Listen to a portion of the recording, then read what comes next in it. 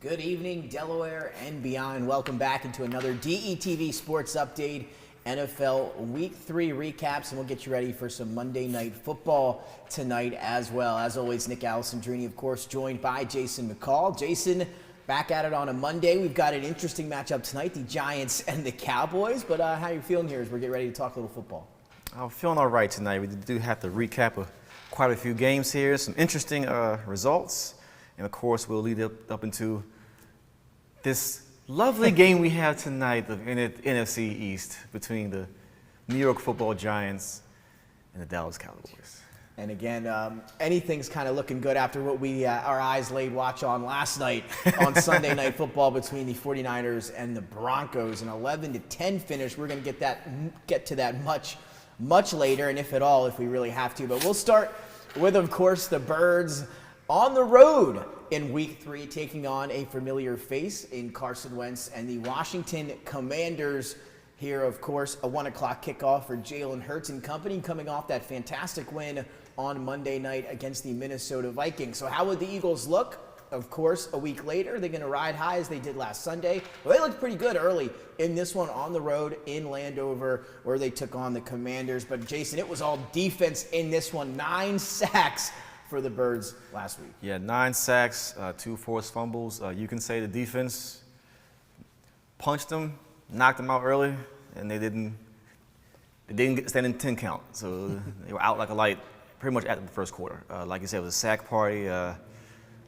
They got to know Carson Wentz very well once again.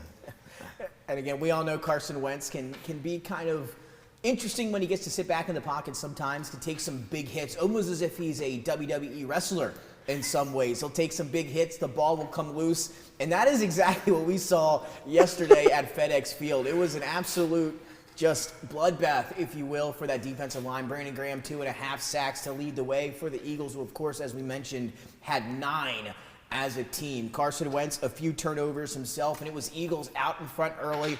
Jalen Hurts continuing that MVP campaign, 340 yards and 3 touchdowns. Ever since you made your plea for Devontae Smith to get back involved in that offense, another huge game for number 6. 12 targets, 8 catches, 169 yards, and a touchdown. And that was all in the first half. The second half, though, that's the part maybe we're going to have to talk about here now. Is all these numbers are great. You love to see them all. A.J. Brown, 5 catches, 85 yards, and a touchdown.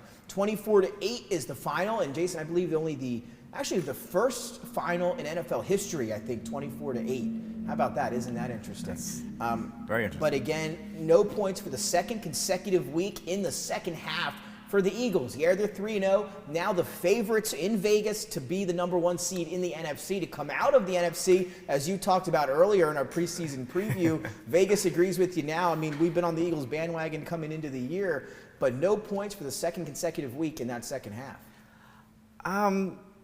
There may be slight room for concern, but when you're putting teams away early and your defense gets to go to work like it's been doing, I think you can rest a little bit easier, but you do need to score at least another touchdown or 2 to kind of feel more comfortable. But I think that's easily corrected as the season goes on, especially as early as next week with a tough test actually against a very solid Jacksonville Jaguars team.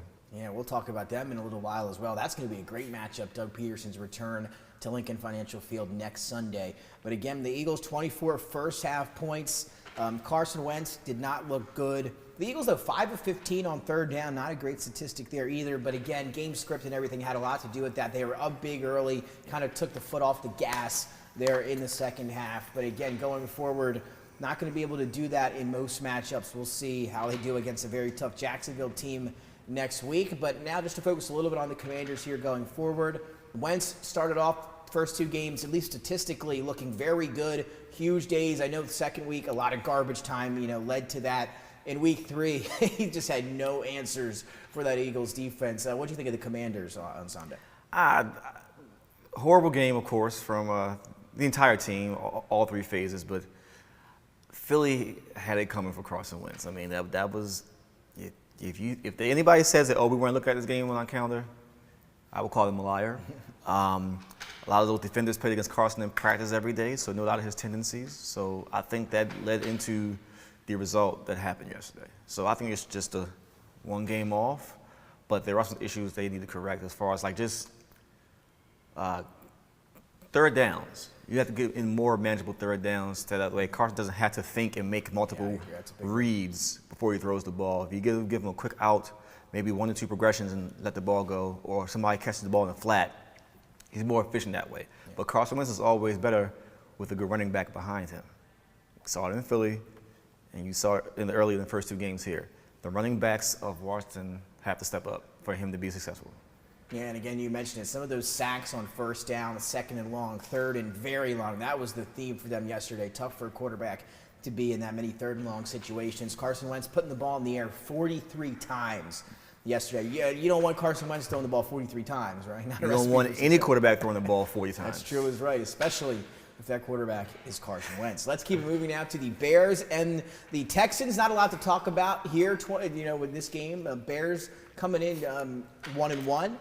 The Texans looking for that first win, 1-1, I believe, for Houston. And this one, we talked about how close it was going to be. This game taking place in Chicago. A Roquan Smith late interception on Davis Mills, setting up the game-winning field goal for Cairo Santos. Montgomery, he gets hurt in the game, knee and ankle injuries. He's listed as day-to-day, so we're waiting on some feedback there with some information on how he's doing. But Khalil Herbert, coming into the ballgame for Chicago, 157 yards, 2 touchdowns on the ground, helped lead the Bears to this victory at home, 23-20. Story of the game. Herbert early, Roquan Smith late. And the Bears just find a way to win. Sometimes the stats really don't matter. I'm not worried about Justin Fields, how many pass attempts he's had right now. The Bears are winning, so something's working. And you mentioned the pass attempts. By far the fewest through 3 games in the NFL this year, and I'm willing to bet any year going back sometime. 23 completions for Justin Fields here through 3 games. So something you're not used to typically seeing, but the Bears are 2-1. They're above 500. Again, not the toughest schedule to begin, but you got to be happy with Chicago. Matt Eberflus, a new head coach there, a new coaching staff. Justin Fields, supposed to take that next step this year.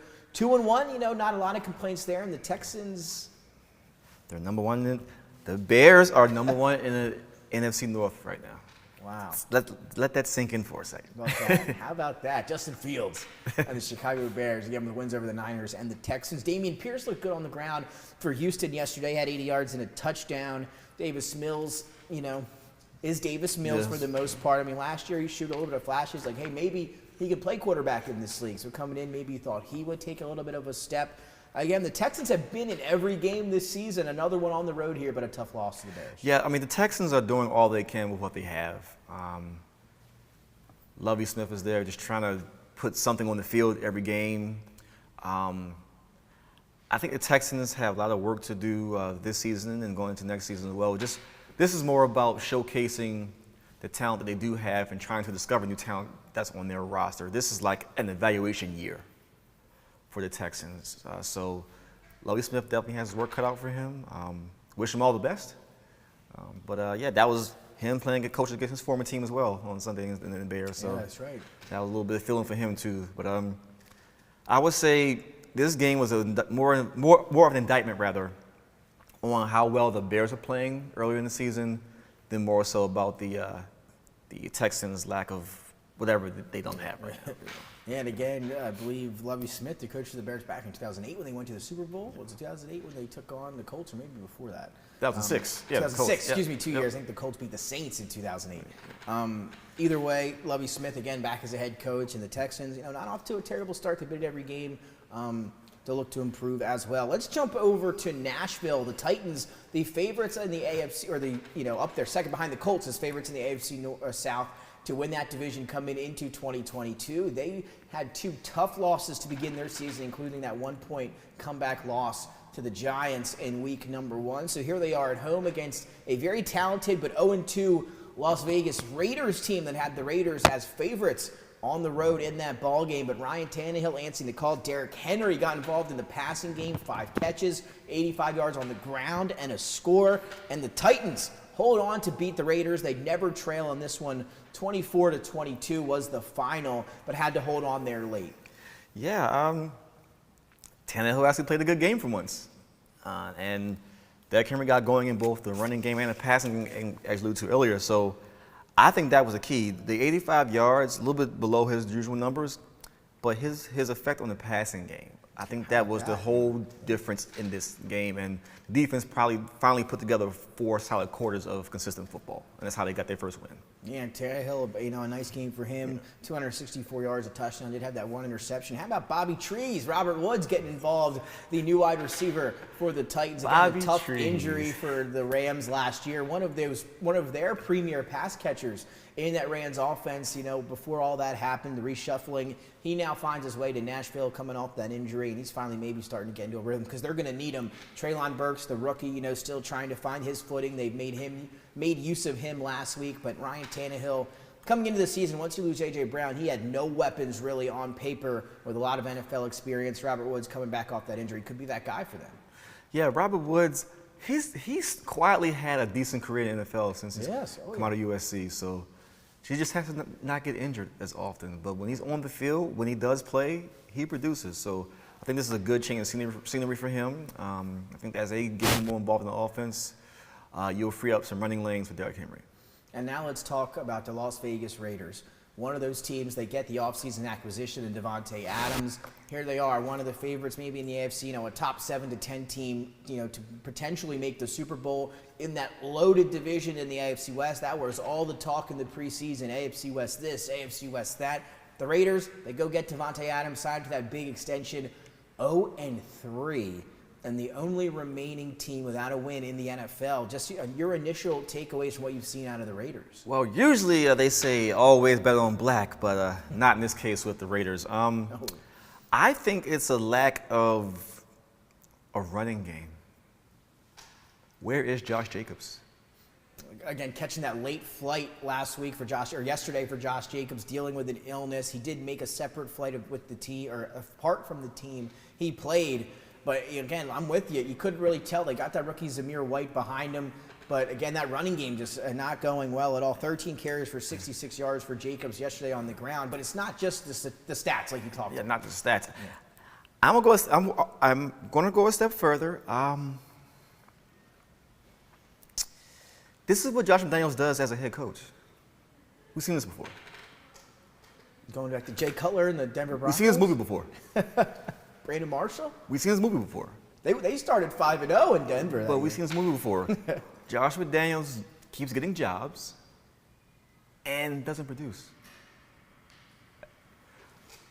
You can't hide under the Belichick umbrella forever. He's being exposed again. This 0-3 team is showing that right now.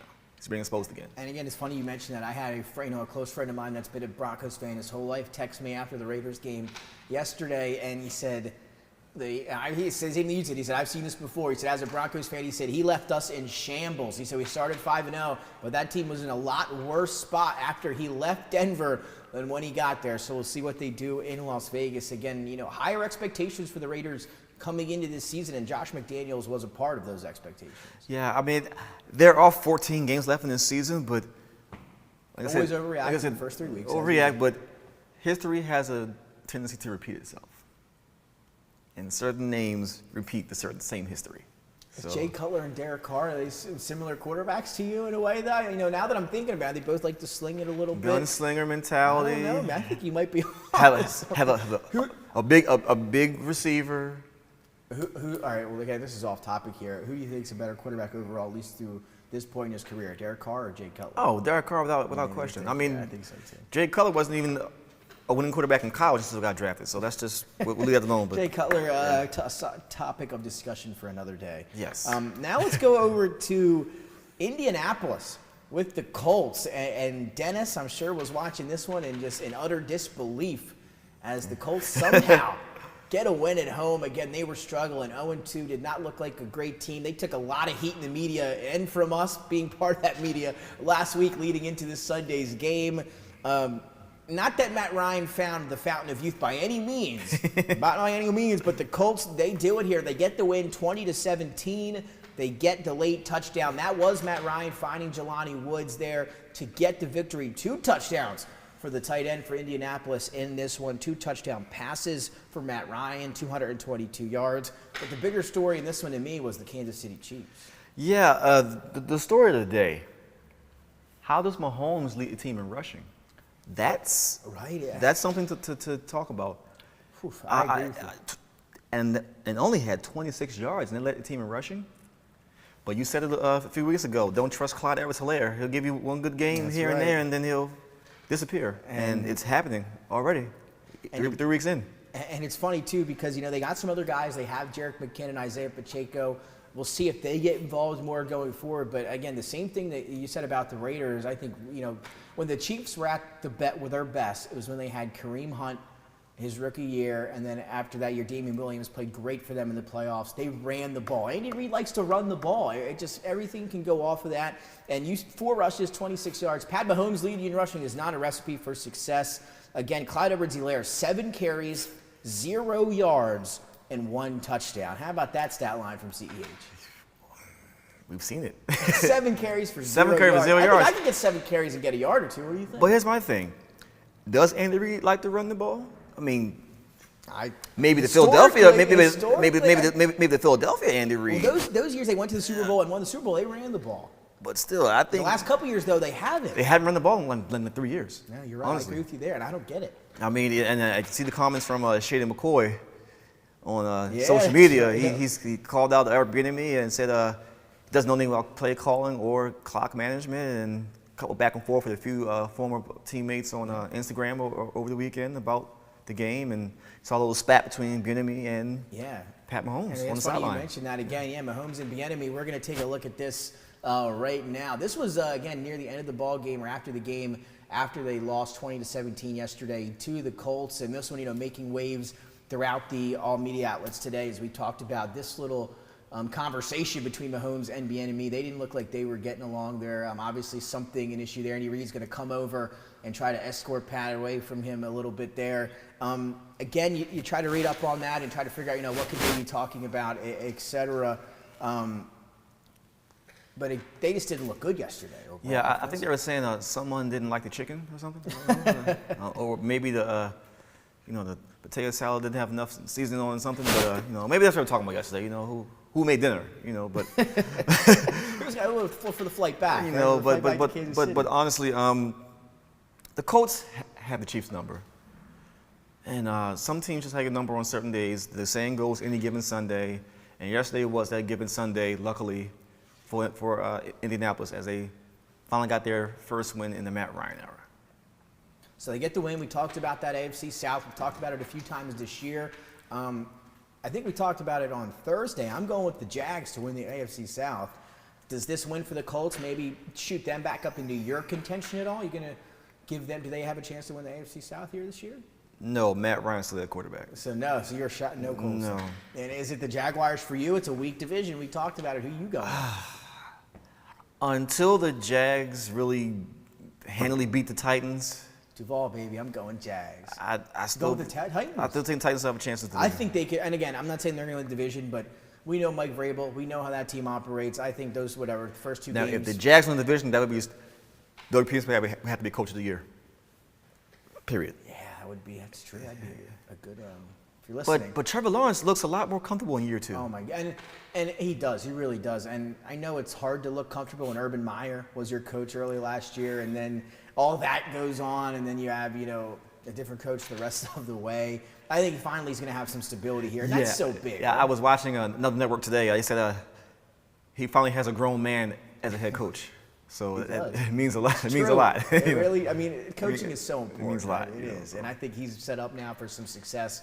So I think full steam ahead for Jacksonville this season. Again, they're my early pick here through 3 weeks. And Christian Kirk's worth the money so far. I think he is, man. He's again a target monster, and he's making do with the catches, and they're having big plays all around. And Kirk yesterday, and I don't think he was their leading receiver. And let's give Chenault some praise.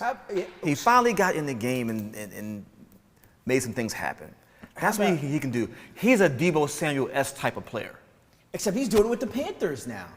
How about that? I was a big Laviska Shenault fan too, but he's doing it. We'll talk about him in a second too. He was the reason I think the Panthers got that win by 2 points. We'll talk about him in a minute as well. But again, I don't know how we got off topic Off there with topic there, Jaguars, yep. but we were talking about the Chiefs and the Colts. Just quickly before we move on there, Amendola, the kicker, missed a field goal yesterday, 1 of 2. Also missed an extra point. I know Harrison Butker is dealing with that injury. Matt Amendola was cut before we went on the air here today. So Matt Amendola no longer the kicker for the Chiefs. I believe they're either going to get someone else or maybe Butker going to be healthy for this week. Or they can use Reed until Booker gets healthy. He's better than Amendola. He is. I think he might be. Either way, Amendola no longer a Kansas City Chief. If he would have had a better day yesterday, maybe the Chiefs are 3-0 as opposed to 2-1. So the Colts, they get now improved to 1-2. Or 1-1-1, excuse me. 1-1-1. Let's write the tie in week 1. Let's jump to the city of Miami, where we like to talk about each and every show we have as the city of Miami. We're gonna have to do a show from down there. I second that. All right, so we'll have to get down there. But Miami, they remain undefeated. You thought maybe the topic on our show tonight would be Buffalo remains undefeated in the first matchup between these two teams and the AFC East. And it's Miami taking down the Bills 21-19. The Bills are, I believe, a 6-point favorite on the road in this one. Bills sideline on the far side of that stadium in Miami. That sun loves to beat down on it. The home team, they're in the shade. It's all set up to fail there. And the Bills did just that. Well, again, you know what my favorite saying, no matter what sport it There's is, the camera. the city of Miami is undefeated, and it happened once again in the form of the Dolphins beating the Bills 21-19. But we know what happened in the game, but we know what we have to talk about. Two glaring things in this game. Mm-hmm. Tua staying in the game. Got his bell rung. And Ken Dorsey's meltdown at the end of the game in the booth. Point. I had forgotten all about that one. He issued an apology mere moments ago as well, saying that he will try not to act like that in the future. But about the game, I mean, what I thought happened, what I thought was going to happen, happened. The Bills were down 4 defensive starters.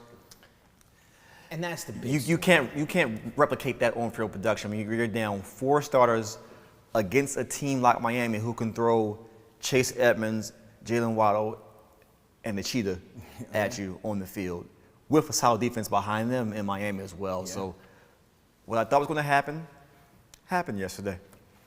And you mentioned the secondary. It's hard to find a word. I mean, the Ravens maybe last year, the end of last year, is kind of the similar thing that they were dealing with, and they were having a field day. You know, teams were having a field day through the air. 4 new starters, or 3 complete new starters, Kyer Elam being the exception, and he was a rookie first-round pick this year. The other 3 guys, 2 of them were 6th-round picks, and 1 was undrafted. So 2 6th-round picks and an undrafted player starting in their first game. 3 combined starts among the 4 coming into that game yesterday. I'm a little surprised Tua wasn't able to take more advantage, but to your point, let's take a look at that hit, hopefully, Dennis, if you've got it, that Tua took in that ball game, and you could tell visibly shaking up after this one. You're going to see his head hit the ground here as you take a look, hopefully at the slow-mo, going to come up here on the replay. And this, again, is an issue with the NFLPA. They want an investigation on how he got back into the game so quickly. He hit the ground pretty hard on this one, Jason, as you get a better look here. So the Dolphins, and you'll see him physically. There's the head hitting the ground, and you'll see him get up here trying to shake it off. And he's a little wobbly there. I mean, it's visually, Then there's, boom, down goes Frazier. I mean, it's visibly obviously. And then once again, whoa, hey, hold me up. You know, he left for a moment, was able to come back rather quickly. The issue here is how did he come back quickly? And Miami, during the game, labeled it as a back injury, not a head injury, as to kind of maybe why they got him back in the game so quickly. Just what do you think about that process and you know how they? Well, first of all, I think it's highly suspect that he went back to the locker room and not to the blue tent on the sideline first. The blue tent, the medical tent, for a reason. Mm-hmm. And why there wasn't an official timeout call for him to go to medical tent. So I am all for the NFLPA's investigation. Tua was concussed and played through it. Simple as that. No doubt. And that's nothing. You can see it. And that's not a good look for him, the NFL, his team. Nothing. As we're talking about all the issues with the former NFL players, CTE and everything like that, and just all the medical advances that we've made with concussion protocols and nature. It should have been followed. It wasn't. and NFLPA will get to the bottom of that. But he was concussed. Yeah, I mean, definitely was. I mean, we both agree on it. Dennis agrees on it. I mean, you could see something's not right there with Tua. And now we've been both, especially me, fans of Mike McDaniel and the Dolphins so far this year. Whose decision was that? Was that the trainers? Was that Mike McDaniel? How did that come to be? Hopefully we'll find an answer on that rather soon. But, yeah, no way Tua should have been allowed back in that. A lot of times when there's a decision that fast, there's normally the player. Yeah, that's There's true normally too, the player, right? and there were no checks and balances, which there normally are, put in place. I don't think they were followed. I think Tua said, look, I'm all right now. I can go in. Never trust a player. A player was always going to say he can go in the game. Exactly right. You never trust a player. And Always trust the medical advice. And we have a big game to get to later where we'll talk about that some more, Chargers and the Jaguars. But Miami, though, they survived the butt punt and still find a way to win. Butt punts. 21-19, Josh Allen threw the ball 63 times. He did gain 400 yards, 2 touchdowns, had 47 yards on the ground, lost a fumble. But the Miami D, as you mentioned, they stopped Josh Allen and that Bills offense twice in the final 2 minutes, including that 4th down stop at the goal line, which would have won the game for Buffalo. Stephon Diggs and Gabe Davis combined for just 100 yards receiving, something Diggs surpassed on his own the previous 2 weeks. But again, we talked about that secondary. Jalen Waddle, a big game for him as well. But back to the Bills for a second. Mm-hmm. We found their Achilles heel again. It's been for the past 3 years. Can't run the ball? They cannot run the ball. Can't run the ball. If Josh Allen's not have at least 60 yards in the ground, they normally lose that game. They have no running backs. And that was their Achilles heel last year. They could have bled the clock in the game against Kansas City and would have won that game last year. And you would think maybe Singletary would get more carries, but how about this stat line? He did get 9 carries. You don't expect your lead running back to only get 9 carries. 11 targets in the pass game for Singletary, 9 receptions. So I guess they're trying to get him balls in different ways, but I'm with you. You got to be able to run the football. You just can't win this league throwing the ball every single play, and we've seen that. 63 passing attempts. I know his arms Justin Fields won't hit that mark all season long. But I know Josh Allen's arm has to be on fire right now. It has to be sore. He said his whole body's sore. Reports it has to be sore. But no quarterback can throw that many times, expect to win any game. Normally, for most quarterbacks, the magic number is between 30 and 35 pass attempts, maximum. When you start to go past that in the 38, 40, and beyond, normally your team's either coming from behind or they've already lost the game. And it's not like they were down big, 7-7, 14-14 at the half. This was a close game. Again, they just won't run the football. Maybe came back to bite them. And clock management at the end of the game. One yesterday. Yeah, again, spiked the ball, didn't get the last playoff. That field goal would have won the game had they had a chance to kick it, but unable to do so. Again, the Dolphins, though, big win for them. They're 3-0. Defense shows up. Big clutch time plays in the 4th quarter. And they find a way to get the win, 21-19. They remain undefeated. Let's jump to the NFC North. This was a good one between the Vikings and the Lions. Some bad injuries in this one, though. We'll get to those in a second. But the Vikings, they scored 14 unanswered in the 4th to, I don't want to say stun the Lions, but the way the game was going, the Lions were in control. And Kirk Cousins wasn't on primetime, Jason. 1 o'clock kicks off of national TV. He'll give you some stats there. Yeah, he will. And they needed every bit of those 14 points in the 4th quarter because they were down by said 14 points. And the Lions were really giving it to them for 3.5 quarters, I would say. And then the Vikings woke up. It was a home game, so I think that they fed off that home field and willed themselves back to win that game. But I would say great effort again by the Detroit Lions. I like what they're putting on the field. Even though they lost on Sunday, they're going to get a few more wins this season with the way they're playing right now, from top to bottom, even from the coaching. I love Dan Campbell as the head coach there. He took ownership in the press conference for the win, saying a couple of calls they didn't make, kind of calls in the game in the 4th quarter and said, hey, he'll vow to fix that. But you got to give it up to Kirk Cousins and the rest of the Minnesota Vikings. KJ Osborne, with the game-winning touchdown. So, and again, good game for them. Justin Jefferson, we talked about maybe as the Offensive Player of the Year in our preseason show, talking about he was going to take over that Cooper Kupp role in Minnesota. He's getting a lot of attention. He had that big first week. We saw him get, Slay was his guy last week, also got some attention over the top. And the Detroit Lions game plan this week was to just take him out of the game. 2-3 guys, whatever you want to do. It worked for him. Justin Jefferson had just 2 catches, I believe, for 14 yards, a career low. Doesn't Adam Thielen still play on the opposite side? He does still play on the opposite side. So slow first half, but he picked it up at a touchdown. Camera, please. Camera, please. Camera, please. I'm 2 for 2 with these. Minnesota. Adam Thielen was your top receiver just 4 seasons ago. Pro Bowl level receiver. Led league in catches. He's still on your roster. You have to take the pressure off of Jay Jettis, Justin Jefferson. Throw Thielen the ball and throw Urson Jr. the ball, please. Got to spread it around. Got to spread it around. Guy got the talent to do so. Got to spread it around. Again, Osborne led the way yesterday. 5 catches, 73 yards in that touchdown. Thielen had a big second half. In the first half, as you mentioned, was a ghost. Didn't even see him. And then the second half, he did have a touchdown catch. So good for him. He needs to continue that going forward. But let's go to the bad parts about this game. Yeah. The injuries. Is Dalvin Cook made of paper mache? Or Swift, either one. No, but let's start with Dalvin Cook. Is he made of silly putty or something? Yeah, so Dalvin Cook, I mean, as we talked about, he's dealing with that shoulder injury that he had last year. Decided not to have surgery. They were going to leave it unrepaired. He said he was going to be okay coming into the year. And kind of the weird thing is he wore that harness last year. This year, he didn't wear it. Hasn't worn it for the first 3 games. Kind of said it was a mistake on his part. Hey, maybe I should have worn the harness. Well, he'll be wearing it this Sunday when the Vikings head to week number 4. As of right now, he's day-to-day. They said, thank goodness, he'll be good to go. He's going to wear that harness. He'll be fine. Not so great news on the other side for Detroit. Deandre Swift, a shoulder injury. As of right now, it's not cemented in stone. Reports out of Detroit are they're going to hold him out of the next 2 weeks. Their bye week is the 3rd week following those 2 weeks, so they're going to leave him out the next 3 weeks, and he'll be coming back fresh off the bye week. So Swift will be out the next 2 weeks. Look for Jamal Williams to get a bigger. Well, essentially, you say the 2 games in the bye week, he's going to miss a month of football. Yeah. Hopefully, they'll give him a chance to heal. But yeah, he'll miss a month of football essentially. Seems like that happens every year now with DeAndre Swift. So hopefully he's good. And again, Dalvin Cook, you got to wear that harness. Hopefully he's back. It's not guaranteed he'll be back this Sunday, but word are he probably will be, and he's going to have to stay healthy as too, because one bad shot and he's going to be out for a couple Dalvin weeks. Cook, this is the 4th year in a row he's been injured.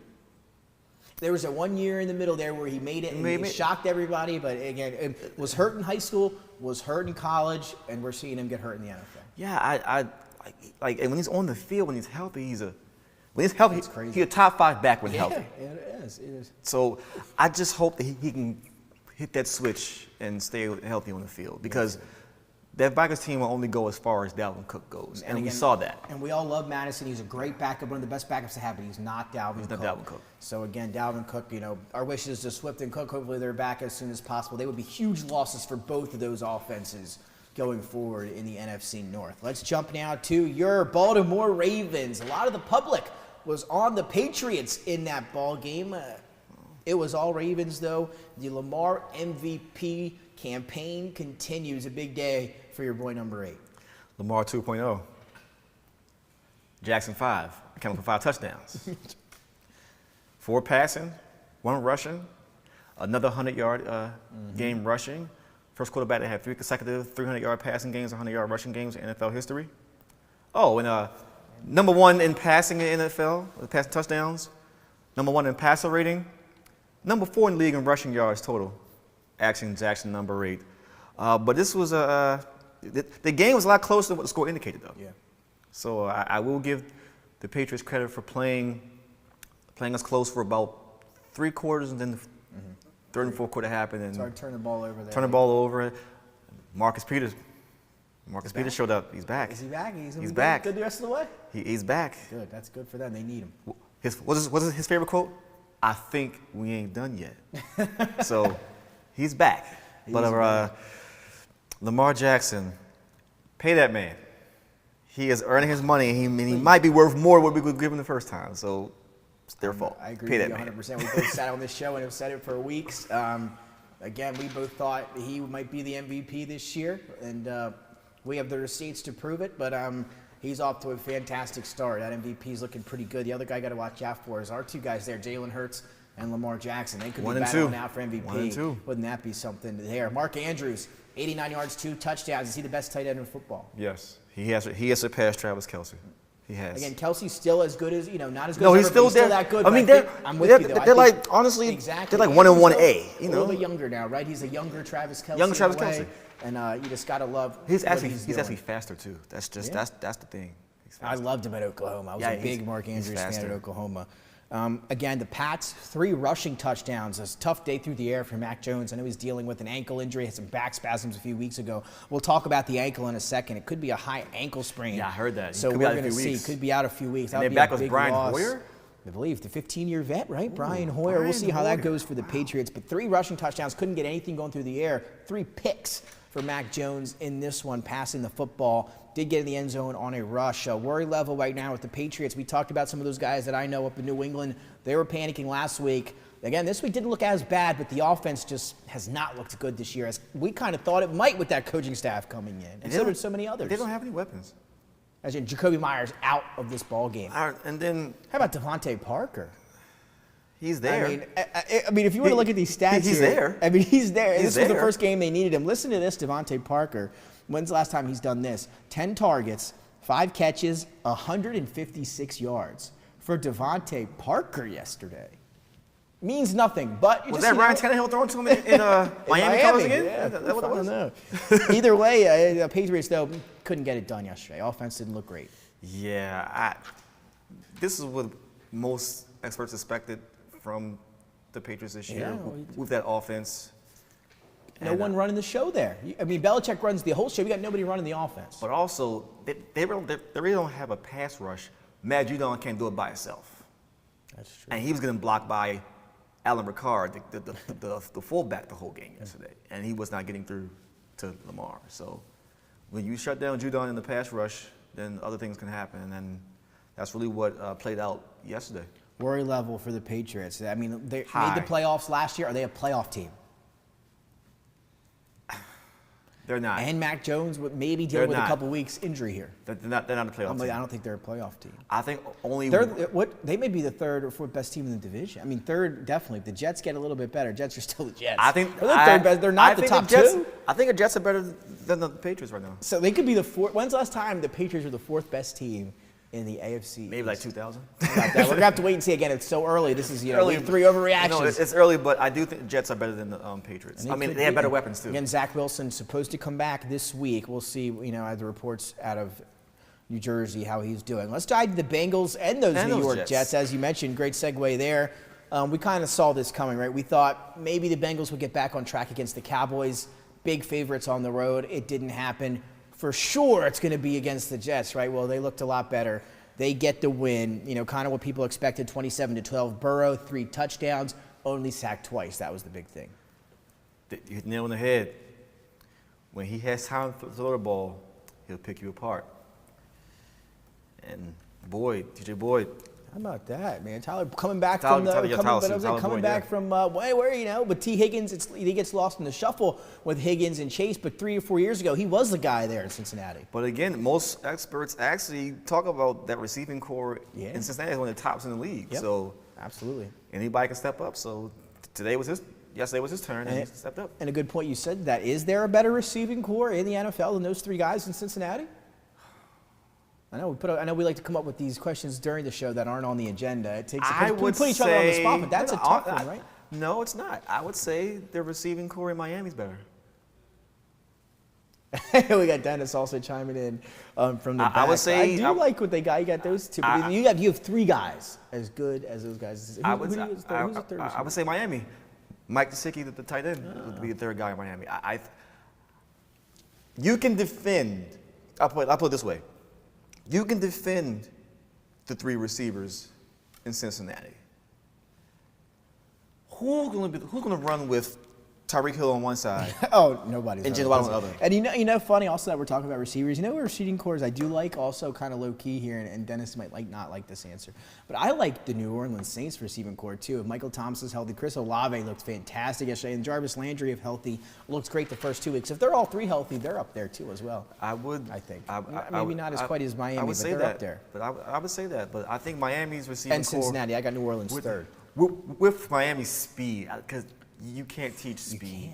You can't teach speed. And like you said, those 2 guys might be the 2 fastest almost in the league. Both of them. You got them on the same team. That's quite the luxury there. But the Bengals get the win. You mentioned it. Tyler Boyd, 100 yards receiving and a touchdown. Not much more to say there. Garrett Wilson got knocked out halfway through with that possible concussion. He's good to go. He came back in the ball game. So you got to be happy there. If you're a New York Jets fan, he's looked great these first couple of weeks as well. Let's jump to the Panthers and the Saints. This one, not a great one that I had my eyes on too much. This might have been a snoozer, as you allude to there. 22-14, Baker Mayfield gets his first win as a Carolina Panther. They beat the Saints. Alvin Kamara didn't get back on track. 15 carries, 61 yards, 2 catches for 12. We talked about Olave there earlier, Jason. 9 catches, $147 for the rookie out of Ohio State. He proved why they drafted him that high. I mean, he was a great pickup, and he finally put together for an entire game. This is a typical NFC South matchup, slugfest, if you will, as far as the physicality, and then somebody has to win the game. So, and that's what happened. And the Panthers and Saints always have these type of games. Like, I don't know about the 2 matchups in the division, but these two always have those type of it's true. black and blue type of games, and somebody's come out on top. So yesterday rather, it was the Panthers, and Baker Mayfield finally got a win as a Panther. I mean, they finally got a win, Jason, but again, it wasn't a great one. I thought coming in, I was a little bit higher on the Panthers than I guess most people were, but they're not making me look good with that one. Sometimes we are right here on the show. This was one of the one time. Again, it's so early. But that division, they're only one game out of first. Exactly, that's the thing. So maybe they win the division and I look good. But I thought Baker Mayfield would look a lot better here early. McCaffrey, they're using him. I don't know. It's just not similar as to other years. I don't know if he's catching enough passes. They're not using him enough in the passing game. I just thought Baker Mayfield would be a little bit better. The defense, though, I thought they would be really good. They were good yesterday. Hopefully they can keep that up going forward. That touchdown kind of won them the game in the grand scheme of things, that defensive touchdown they had yesterday. So that one kind of a boring one. We'll keep it moving, though. McCaffrey did have over 100 yards rushing yesterday. Good to see him get back over the century mark for Carolina. Yeah, first time in a while. So hopefully you can stay healthy and keep that up if you're a Panthers fan. Now let's talk to the big one here. Jaguars stunned the Chargers in L.A., 38-10. And if you heard us on Thursday or maybe yesterday before the game and you just fast forwarded, you didn't watch or hear anything about it, you're thinking, okay, maybe. Chase Daniel probably played quarterback and they got beat up, whatever. This was a Justin Herbert game. All the reports coming in was Herbert wasn't going to play. The line moved from 10 to 3 with the thought that Herbert would be sidelined. He took an injection, which is, all the power to him. That's a risky move with the Chargers training staff as it is. He took it. He went out there. Didn't look great. Doug Peterson, the Jaguars, beat them up in L.A. He beat the lightning out of them yesterday. I would say, what can you say about the Jacksonville? I mean, grown That's man. right. You Doug said Peterson, it right there. We're talking about this game, and we lead with the Jaguars, right? That's it. The whole shift is there's a shift in Jacksonville, and the NFL needs to watch out because you cannot just go to Jacksonville and say, "Oh, this is the easy dub on our calendar, week to week." They're playing hard-nosed football. Trevor Lawrence is not turning the ball over. They're playing mistake-free, and they're hungry. And remember, a lot of those players are under 25. Those are a bunch of first-round draft picks out there doing what they're doing right now. So they're hungry. They're ready to go, and they don't know any better. So they're going to play lights out for 60 minutes every game. And that defense, what can I say about that defense? But my question is this. As we questioned Tua being in the game yesterday, we have to question down 38-10. Oh, my, this was the big one for me. Why is Justin Herbert still in the game getting hit? And before we jump to the Chargers, I do want to say Doug Peterson, the coaching aspect for that team, I think has just taken them to Urban Meyer, what a fiasco that was last year. And then the rest of the way, they kind of just idled out whatever. End the season on a high note, beating Indy to keep them from going to the playoffs. You get a Super Bowl champion head coach like Doug Peterson, you bring that coaching staff in, and it just changes everything. You talked about the confidence, and that's what it gives a young quarterback as prestigious as Trevor Lawrence, the number 1 rated quarterback in the draft since Andrew Luck. So he's got the talent. He finally gets a coach maybe that can help him out, this year. Coach to play quarterback at that in the NFL as well. So it's more experience. He can talk to him. And we're seeing that already. The Jaguars look fantastic. I think they're going to keep getting better. James Robinson, absolutely Monster great. Game. 100 yards and a touchdown for him. He continues to just be unreal since coming off that Achilles injury. 9 months today, I believe, from the injury. Unbelievable for James Robinson. But you said it. Justin Herbert remaining in the game down 38-10. Not only, I was saying take him out in the third quarter. He should have maybe not even played this game anyway. He should not play the second half after they were down. Oh, not at all. But he played the whole game until the clock hit 0. I mean, I don't think there's any excuse for that. And I'm still shocked we're having this discussion. I think it's ridiculous. And Coach Staley in the presser, he wanted to play better with his teammates. You're the coach. Yeah, that's ridiculous. You're the head that's coach. So ridiculous. You're the head coach, and he is your breadwinner. He is your number one pick. He is the savior of that team. In essence, he is the guy that you built the team around. If he's hurt, you're already down. Take him out the game. Save him for the next week. I mean, it just doesn't make any sense. And that's, maybe if he got banged up the game or whatever. The fact that he has fractured rib cartilage coming in and was questionable to even doubtful a couple days before kickoff, to leave him in that long is inexcusable. I think that's absolutely insane. Another thing that's inexcusable, Austin Eckler, 4 carries. Sony Michel getting more carries than Austin Eckler in that offense yesterday. I don't know what's going on in L.A. these last couple weeks. I wish I had words to describe it also, but I don't have any. Yeah. I don't know what's going on. It doesn't make sense to me. You can get 4 carries on one series. Yeah. Not for an entire game. I don't get it. I don't know if he's in the dog. I don't know if Eckler's in the dog. 20 touchdowns last year. 20 touchdowns last year. None so far this year. 4 carries for 5 yards yesterday. I don't know. And all the money they pay for this defense is not doing anything right now. And again, we're Nick Bosa, a significant groin injury. He's going to be out for weeks. J.C. Jackson, the big offseason signing, he's still banged up, not near 100%. This Chargers defense is getting banged up. Nick Bosa is a huge loss for them. It's going to be interesting to see. Again, a lot of people's Super Bowl picks. Yeah, this was in the the trendy AFC. pick. Yeah. A very trendy Super Bowl pick. They are not off to a great start. Keenan Allen didn't play in that game yesterday. He'll be reportedly back at practice this week. But not great things going on in L.A. with the Chargers so far. No, I would say. And Rashawn Slater, their star out for the season. I saw that torn before he came in. I saw that. So they lose Bosa and Slater. Maybe they're on paper, those are 2 of your 5 best overall players on your team. And now they're out for significant time. It's time to hit the panic button, LA. It's time. You're in a tough AFC West. You cannot fall 2 games behind in anyone in that division. You can't do it because there's no way to come back. At least if you're 2 games out. They can essentially be 2 games out of first place by the time week 6 hits. Think about that.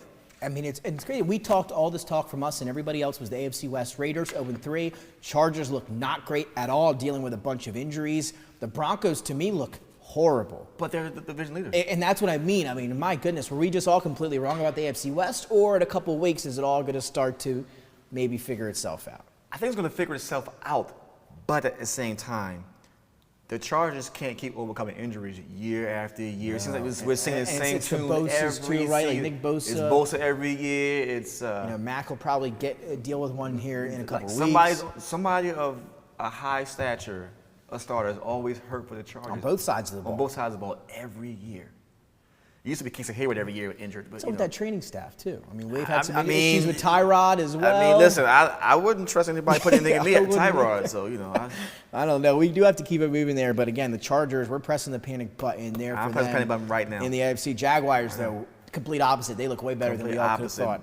They're going to sneak in. And they will be Doug Peterson's return to Lincoln Financial Field this Sunday. Can't wait to talk about that one this week if we're able to get to it. Rams beat the Cardinals 20-12. Not a lot to talk about there. We're going to move past that one. An interesting game, though, for the Rams offensively. Not a lot going on from anybody. Akers did have 60 yards and a touchdown. Cooper Kupp, though, 40 yards receiving, something you haven't seen in about 20 games. So a little bit weird there. But the Rams do hold on to beat the Cardinals 20-12. Let's jump to the game that we both said might have been the best of the weekend. Underrated here for the Falcons and the Seattle Seahawks. The Falcons beat them 27-23. Kyle Pitts got involved early and often in this one at 8 targets, 5 catches for 87 yards. But Cordarrelle Patterson, I mean, he wears down at the end of the year, but it's because he runs over people like this in the beginning of the year. Cordarrelle Patterson, thank you, sir, for saving me in fantasy football this week. I appreciate you. I pick you every year because underrated. I feel like he's underrated. Underrated. You kind of flamed out as a wide receiver, but you got a new life at running back, and look at this. doing things. Yeah, I mean, how about the 141 yards and a touchdown on the ground for Cordero? I mean, he'll never get brought down by that first defender. He was incredible. Drake London continues to impress, a touchdown catch for the rookie out of USC. He is impressive. He is winning over the public, the media, with his play right now. That was some USC wide receivers. You got Amon-Ra St. Brown doing some big things for the Lions. Drake London. We talked about Bobby Trees getting it going. Juju led the Chiefs in receiving this week as well. So the USC receivers off to a good start here in 2022. Yeah, they are. Geno didn't look bad. DK Metcalf had a decent game. You see that catch in the back of the end zone? Yeah, in the end zone. That was a good. I mean, he's still DK Metcalf. Still They got to DK. find ways to get him the football. They looked like they tried to yesterday. 27-23. That's a good game. Falcons get their first win. That's all you can say about it. That's all you could say. This was another brutal one. We had two games yesterday that followed each other that were not great, and that was the Bucks and the Packers. Again, Dennis, I'm sorry. How about Packers those Bucks, beat Dennis? The Bucks 14-12. So this one, again, mind-boggling. Tom Brady is the best quarterback of all time. They're driving down by 8, right? So they get to the goal line. They almost have a delay of game, but Brady gets the playoff. Clock hits 0. He gets the playoff. They score a touchdown. The very next play, the play clock hits 0. They don't get the playoff. A delay of game, maybe the most costly delay of game they'll have all season, or penalty they'll have all year. That backs you up from the 2 to the 7. I mean, that is the worst possible scenario in a situation where you need 2 points to tie the game and send it into overtime. I mean, what are you looking at there? Tom Brady's fault for that delay of game, right? I mean, who else do you put that on? Brady. Yeah. That's solely Brady's fault, and there's a big difference in 2-point conversion from the 2. Oh, it's monumental. Then from the 7, even with the timing on the clock. Yeah, monumental. It's a world of difference. I mean, they were going to, and you could tell they got the playoff before the flag came out. It was a handoff. Leonard Fournette was in easy. It was a 2-point. We're going to overtime. You back them up to 7. Now you have to throw it. Didn't work out. Yeah, it didn't work out, and that's poor clock management. That's honestly, it's on everyone. You're professionals. You're trying to win a game. You did all you could to get down there, and you blow it like that. You don't give yourself a chance to tie the game or to win the game. So, yeah, that's on Brady and the offense. But that offense looked bad. Aaron Rodgers finally beat Brady again. It's been a while. 2 touchdowns. I mean, both offenses looked bad in the second half. Green Bay had a better start. They looked okay. Rodgers tossed 2. That Bucs offense continues to just look so poor. I mean, and we get it, right? No Godwin. Evans was suspended. He had nobody out there yesterday. I mean, Russell Gage had about 18 targets, if my memory serves me correctly. But there's no rhythm at all. Run game, the offensive line's beat up. Is this kind of a hey, wait till we get everybody back, we'll be okay? Or, I mean, this kind of looks more out of sync than we've ever seen Tom Brady until his last year in New England. Will they be okay? They probably will be okay. I think they'll be okay maybe down the road. But this is the worst start I've seen in a while. They miss Gronk, and I'll do you one better. Dennis, they miss Gronk. I'll do you one better. As you said. They miss AB. It is crazy. They miss AB. Oh, there's no doubt. They miss AB. And you could say they miss AB, but is he more detrimental having him on the roster than it is not having him on the roster? Listen, if I can get 8-9 games where I go 7-2 or 6-3, I'll deal with the shenanigans? I'll deal with that. I'll deal with that. Again, you're looking at maybe before this whole thing happened a couple of years ago, the biggest Antonio Brown fan in the world. The last couple of years have just been crazy ever since the Raiders thing. I mean, oh my goodness, it's been a roller coaster. His album is actually pretty good though. But just want to. Oh my goodness, see, that's what we're talking about here in 2022. Antonio Brown's album during football season. We're not talking about his statistics. That's where we are here in 2022. Delayed game, Brady 271 yard and a touchdown. Romeo Doubs coming out party. It's about time, right? They finally get him involved. The rookie. 73 yards and a touchdown leading the way for he's the only rookie that was able to dress to play a wide receiver, so he had to get the ball. Man, right, Christian Watson out of there. And I don't think, if they're smart, they'll leave him out of there and leave our boy Romeo Doubs in the game. Let's talk about the worst Sunday night football game in NFL history. We're going to zoom right through this one. This game was some garbage. I just want to read these statistics for everyone at home real quick. Please. 11-10 a final. You'll never see a game like that again. This wasn't like a baseball game. This was a football game, 11-10. 9 3-and-outs just for the Broncos. 21 combined points, as I talked about. Russell Wilson and Jimmy Garoppolo combined for 1 touchdown. There were 17 punts. 17 punts. That's hard to do. Garoppolo pulled a Dan Orlovsky, ran out of the back of the end zone for a safety, and if he didn't, it was a pick six. Pick six, yeah. Going the other way. I mean, If you hadn't seen this game, you didn't miss anything, but it was truly remarkable the way that it turned out. Trent Williams, he gets hurt for the Niners, a high ankle sprain, one of the best offensive linemen in the league. The best offensive lineman. That's going to hurt them significantly.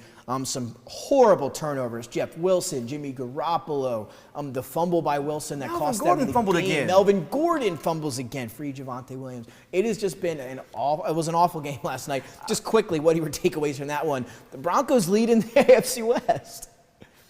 My takeaway is I've never seen worse trash of a game I don't fall asleep like that. I was falling asleep. This game was horrible to watch. It was hard to watch. It hurt to watch. It was hard. It hurt to watch. But again, the Broncos are 2-1. You gotta give them credit. They found a way to win that game. But man, Jimmy G did not look good last night. Neither did Russell Wilson again either for the third straight game. Though. Maybe it was just the game. Maybe we'll see going forward. The Niners, though, a little bit out of sync. And as always, they're dealing with injuries. As always. They don't have a running game. Like the Chargers, They don't have a running game. They don't. And Jeff Wilson didn't look bad. Had some decent touches, but you can't turn the ball over like that. Again, Jordan Mason got some run. Davis Price is still out that injury. Maybe we see Marlon Mack, who they elevated from the practice squad, next week. We'll see. I think you need to go to the camera again for the Broncos for your boy. And it happened again last night. And I'm going to get you the exact touches here. They did try to get him the ball. It didn't work out. But Javonte Williams, at least they gave him 15 carries. They didn't give him the 20 touches that I wanted. They gave him the 15 carries. He had 58 yards. Melvin Gordon, 12 for 26, though. Right? I mean, what are we doing? That's like 2.2 yards a carry. Yeah, it's got to be. That's some phenomenal math there, Jason. It's exactly 2.2 yards per carry. But I don't get it. I mean, again, I'll stand by this. I'll die on this hill the same way I did a few years ago when Aaron Jones wouldn't be freed with the Green Bay Packers and Jamal Williams was getting half of those touches. And Jamal Williams is a good player. But again, he needs to be more involved, especially in the passing game. 3 catches for 2 yards yesterday. I mean, he had 11 2 weeks ago, I believe. And you just got to balance out the rushing and the receiving.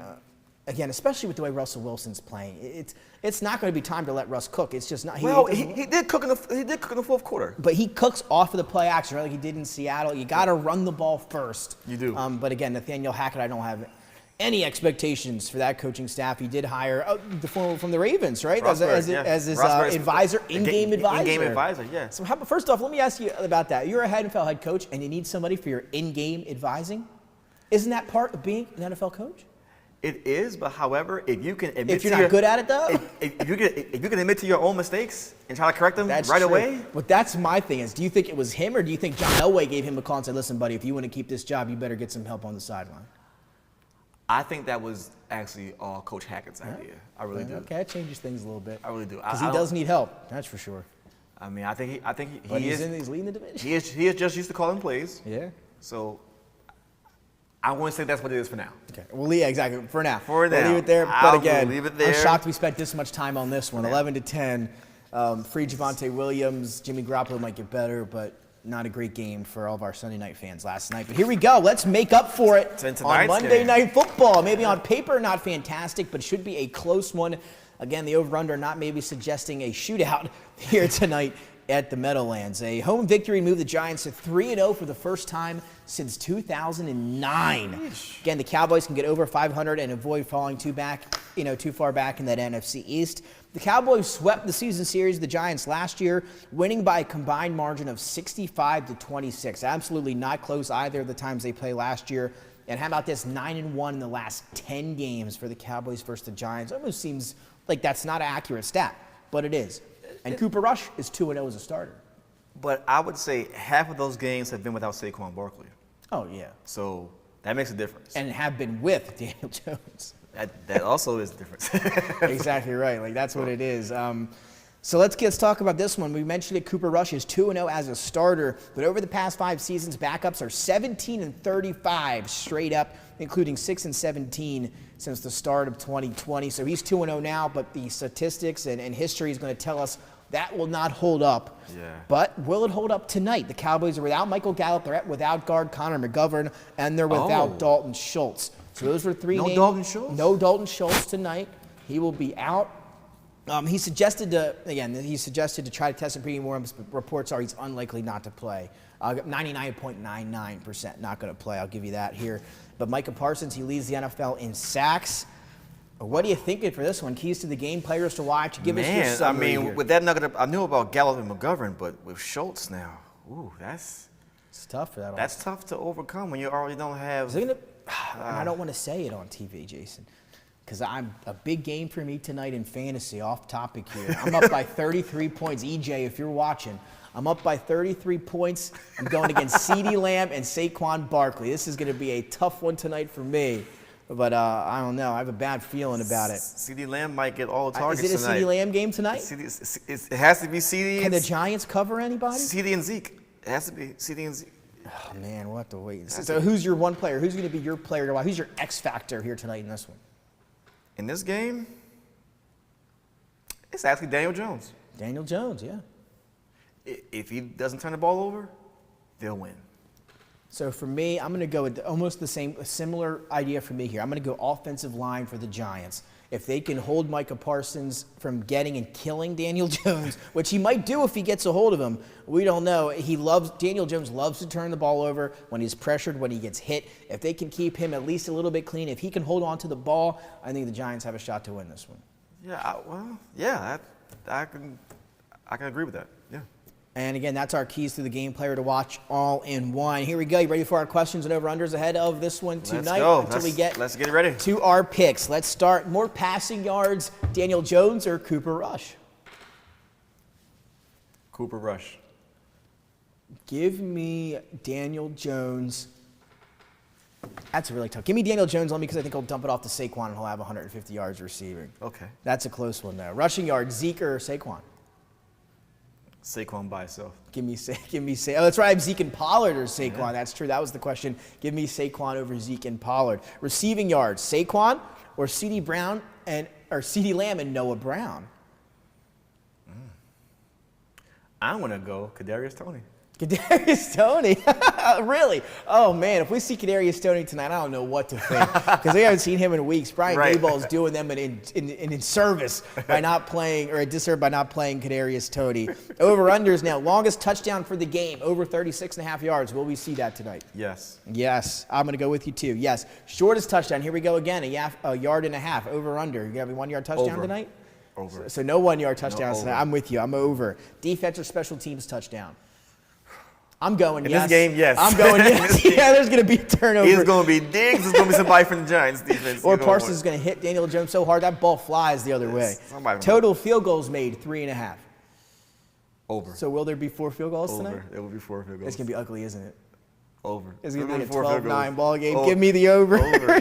First touchdown jersey score. So this is an interesting one here, Jason. The number is 35.5. So will the first touchdown be with a jersey number under 35 or over 35? Under. It's going to be Saquon scoring the first touchdown. Saquon scoring the first touchdown. Yeah. Give me over CeeDee Lamb because I'm playing against him. Rush yards, Cooper Rush pass yards, 209.5. Over. Over. Yeah. Give me the over, too, there. Why not? Ezekiel Elliott rush yards, 58.5. Under.